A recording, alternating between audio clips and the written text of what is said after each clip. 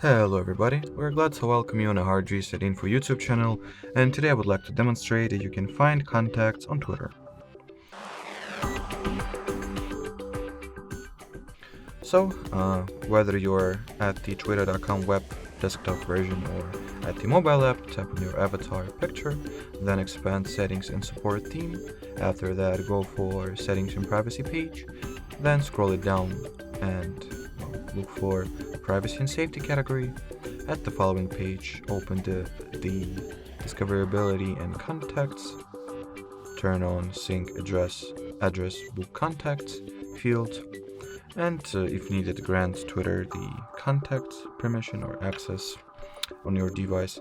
And from here, if we will reopen the same settings page, discoverability and contacts, below this switch or toggle, if there are any contacts that you have and those contacts have Twitter accounts, they will be displayed right over here. In my case there are none, but in your case there might be a couple of people.